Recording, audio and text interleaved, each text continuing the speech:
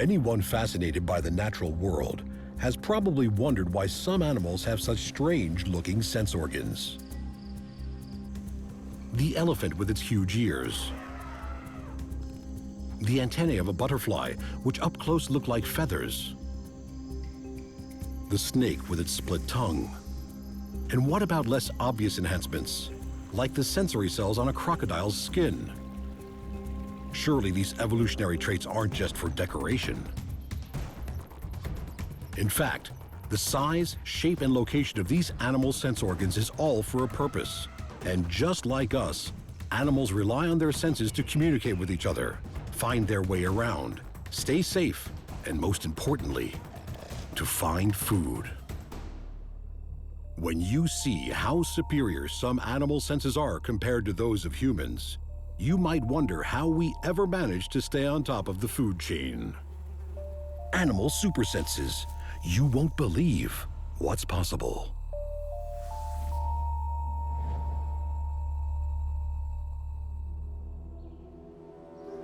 Animals that live life on the wing have a vast expanse of sky to navigate, find mates, locate food, and avoid predators in.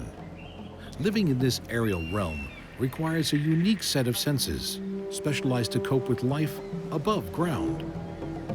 In this episode of Super Senses, we find out more about when senses take flight and animals become masters of the sky. The speed and precision of a bird of prey captures our attention and leaves us awestruck. From a soaring height, they scan the ground for a pigeon-sized meal. Open grassland is perfect territory. To cope with searching a vast area, they need super sharp sight. The peregrine falcon, like most predators, has forward-facing eyes. Binocular vision helps in depth perception, essential to spot fast-moving food. Their eyes rely on several visual enhancements. Each eye has two fovea, dense areas of photoreceptors. Most animals only have one, but the peregrine falcon has a deep and shallow fovea. These clusters of light-sensitive nerve cells provide acute vision for viewing distant objects.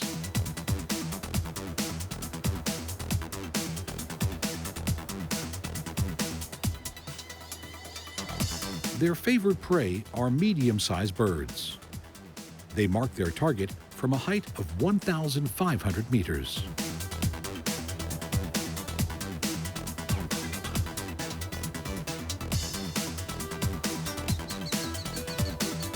With a power stoop reaching speeds of over 300 kilometers per hour, such acceleration would cause eyes to dry out as wind evaporates the tear film. But a nictitating membrane, or third eyelid, clears the eye of debris, and a specialized gland at the base of the membrane secretes a solution that moistens the cornea and protects the eye during the breathtaking stoop.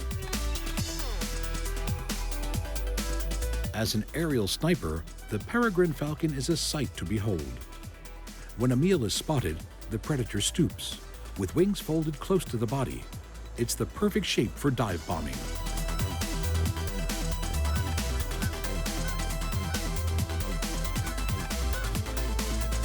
It strikes the pigeon with its talons, stunning it on impact, then turns to catch it in midair. If the prey is too heavy, the peregrine will drop to the ground, where it settles to pluck the feathers before feeding.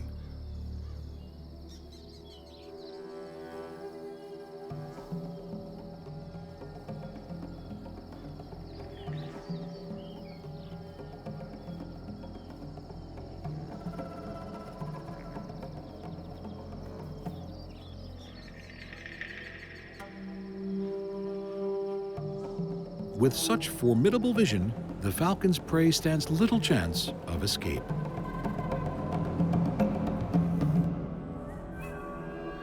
The falcon's sharp vision is impressive, but there is another bird of prey that can beat it. The wedge-tailed eagle also has two fovea in each eye, but it has the advantage of size.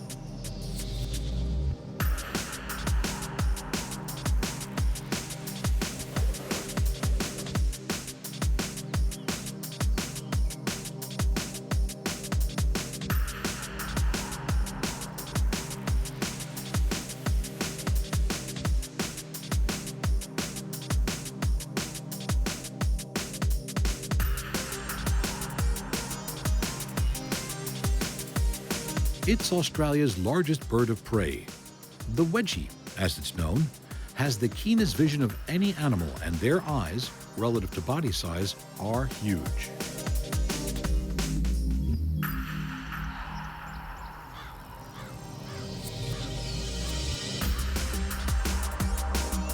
A 4.5-kilogram eagle may have eyes as big as a 90-kilogram human.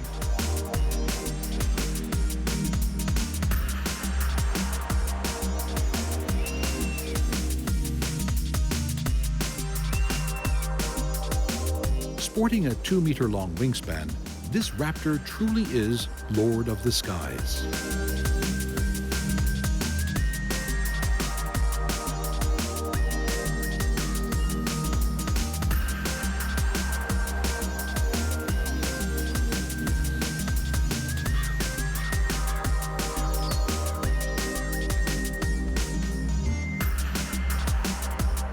It takes flight with slow, deep wing beats, and once aloft, skillfully uses updrafts of thermals to reach heights of 2,000 meters.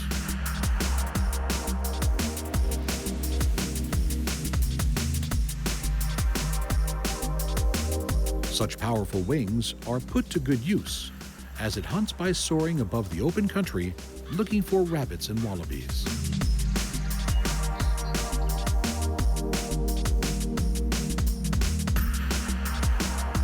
Once spotted, it dives down at speeds of more than 80 kilometers per hour, grabbing its unsuspecting prey with its formidable 7-centimeter-long talons.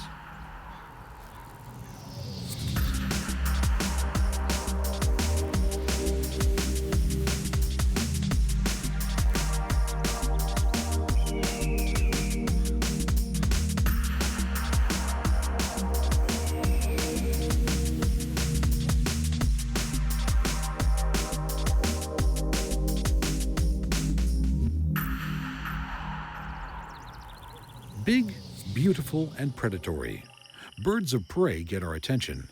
Yet they share the sky with a much smaller winged hunter that could teach the raptors a lesson or two. Dragonflies, ancient aerial killers that seem dainty and ethereal, but don't be fooled by their delicate looks.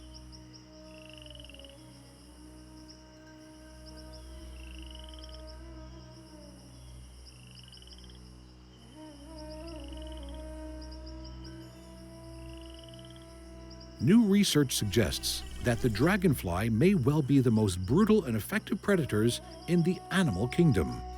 With military precision and fighter pilot control, they rarely miss their insect prey, managing to snatch their targets in midair more than 95% of the time. They don't even stop to finish one meal, stuffing their mouths full of meat while moving on to catch the next victim.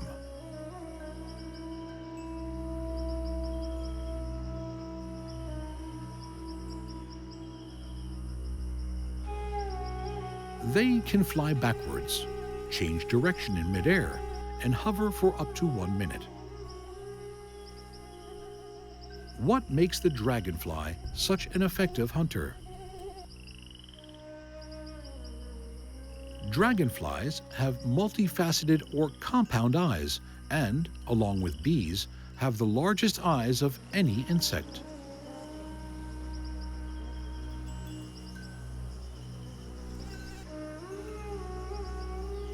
The dragonfly sees the world in a mosaic.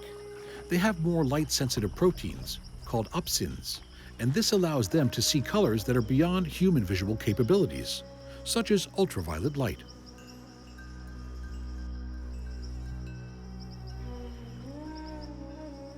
But that's not all. The light-sensitive proteins are segregated in the compound eye, with the upward-facing part only having blue and UV receptors.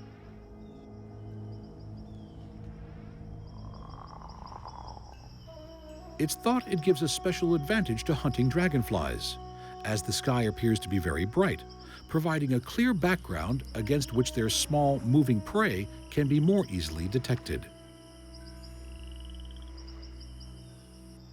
Another advantage of having a multifaceted eye is the dragonfly's acute sensitivity to movement.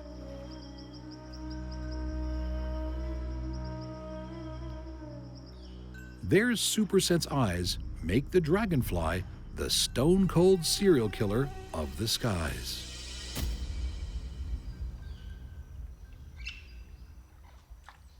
Each autumn, millions of monarch butterflies fly about 3,000 kilometers from the eastern United States to central and southern Mexico to spend the winter.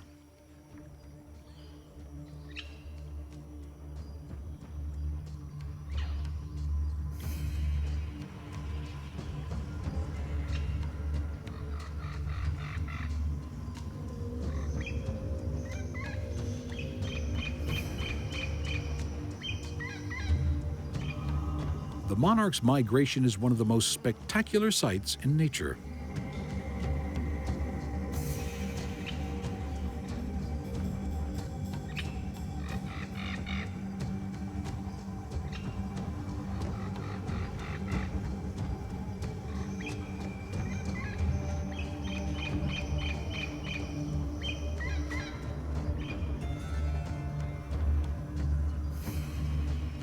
Past research has shown the winged travelers navigate using the sun, but the question remained, how do they manage to stay on course during cloudy days?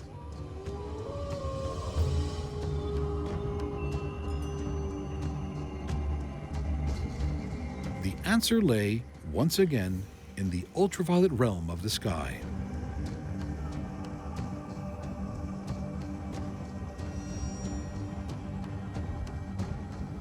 This time, the UV light wasn't providing the direction, but acted as a switch to trigger a magnetic compass located in the butterfly's antennae.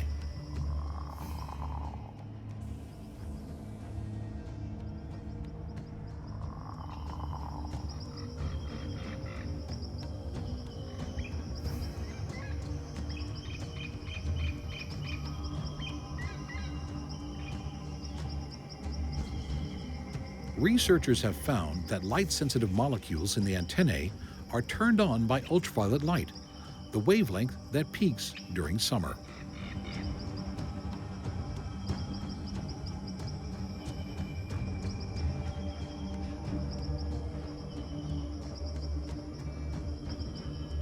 Because UV light can penetrate clouds and reach the butterfly's receptors, even on overcast days, their inbuilt GPS can kick in.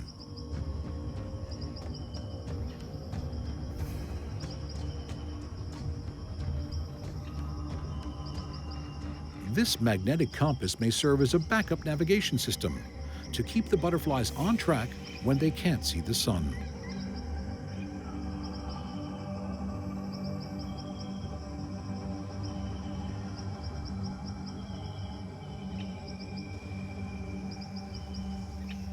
So we have super senses, like ultraviolet and polarized light, that help airborne animals find food and navigate their way.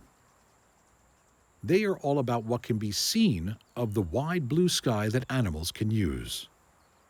But what about the other senses?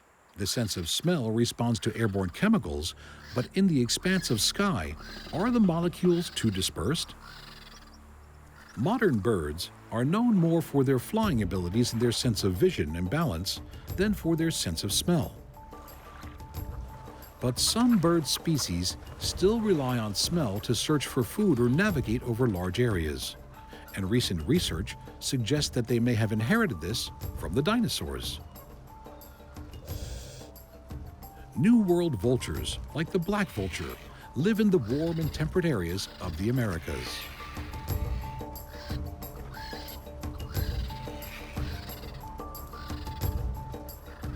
It is a typical scavenger, feeding on dead and decaying flesh.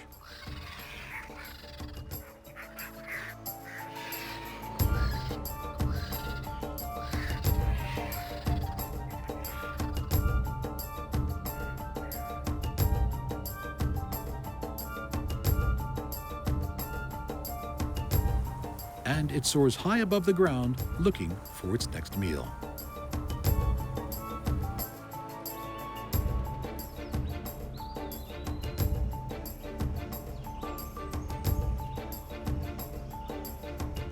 But it doesn't have a particularly sensitive nose. Instead, this clever bird keeps a keen eye on the activities of its New World cousin, the turkey vulture.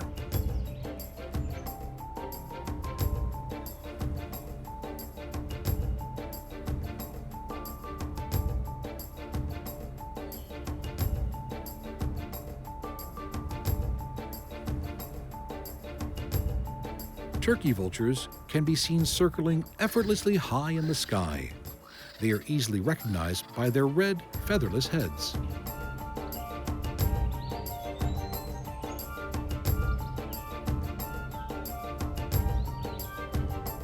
But the turkey vulture's real claim to fame is as one of the few birds in the world that have a super sense of smell.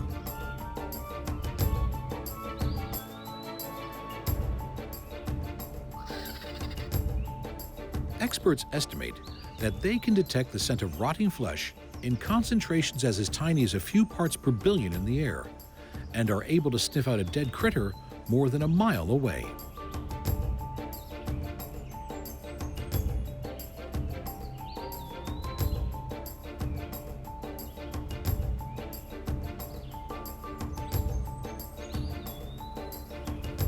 While gliding in the sky, they track plumes of foul, sulfurous odors from decaying animals and home in on it by flying in circles.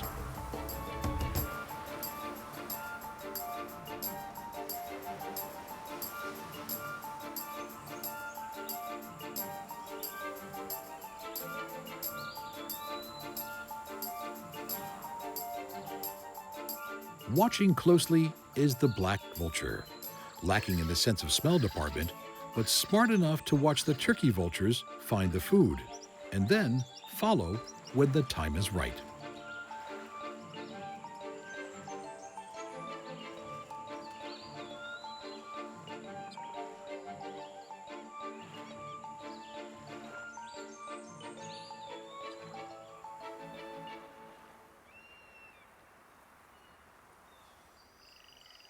Birds and insects are renowned for their aerial ability, but mammals have only one representative capable of powered flight, and that's the bat.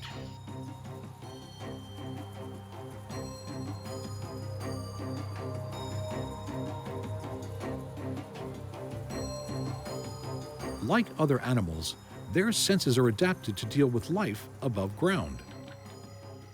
The saying, "being blind as a bat," simply isn't true.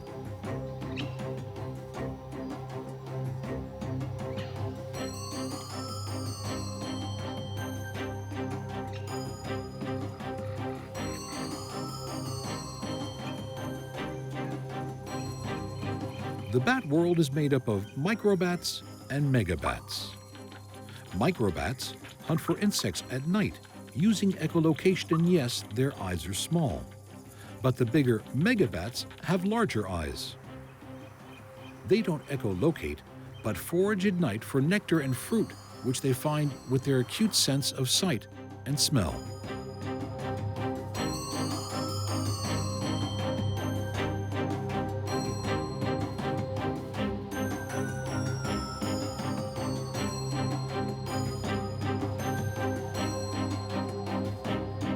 The forward-facing eyes of flying foxes are adapted for searching for light-colored fruit and flowers at night.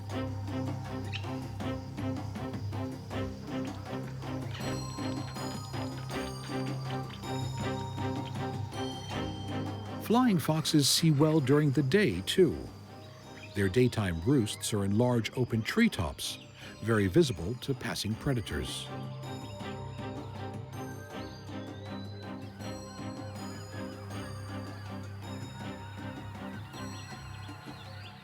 Having excellent eyesight means they can keep a lookout for enemies.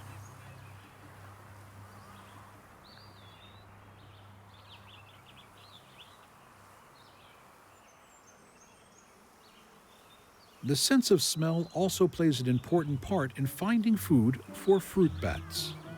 They sniff out the ripest fruit with the strongest odor, and cluster figs are a favorite.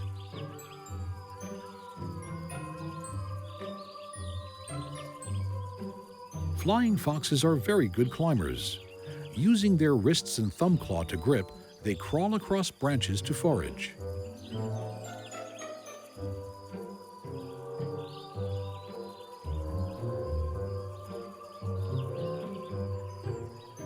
Their teeth are adapted to their diet, with canines that pierce and flatten molars to crush the fruit. But flying foxes don't eat the fruit whole. The tongue is used to press the pulp against the hard ridges of the palate to extract all the juice, which is swallowed, and then the fibrous part is spat out. The tongue is lined with small projections called papillae and covered with taste buds.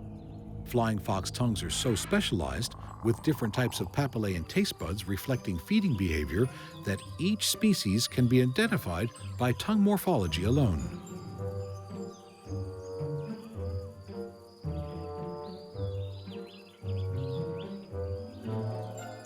Smell also plays a role in social interactions. Secretions from the bat's shoulder glands are spread over the body while grooming, and smell is used to recognize each other.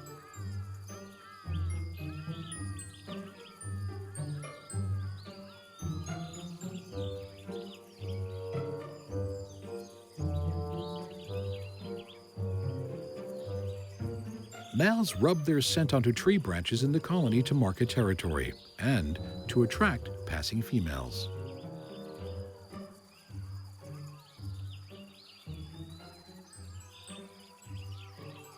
With their acute senses of sight and smell, fruit bats are able to live a sky-high life.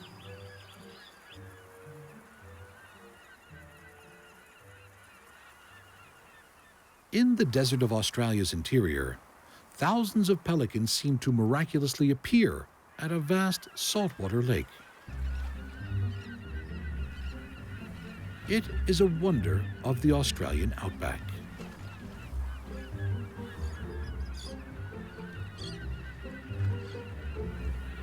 Most of the time, the lake is bone dry and has little to sustain life. It's the last place you would think to find a water bird. But every decade or so, floodwaters turn it into an inland sea, teeming with microscopic animals that feed fish. And the fish-eating pelicans follow.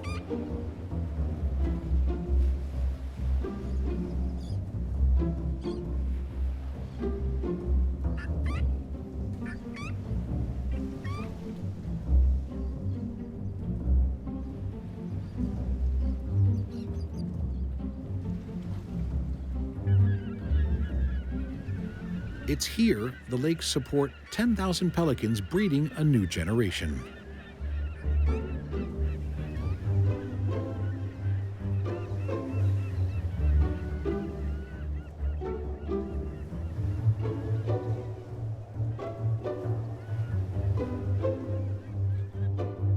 But these nomads of the sky have traveled across the vast interior to reach the fish-filled waters from the coast. How do thousands of pelicans know when to fly hundreds of kilometers to inland waters? What cues are they detecting?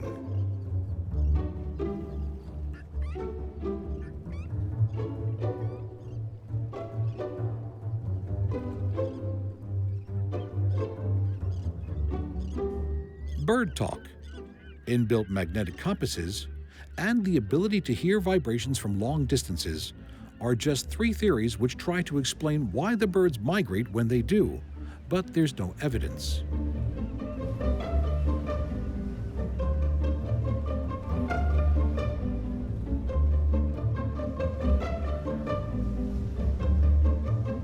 Experts think the birds may be using riverbeds as route maps, but that doesn't explain what triggers the flight.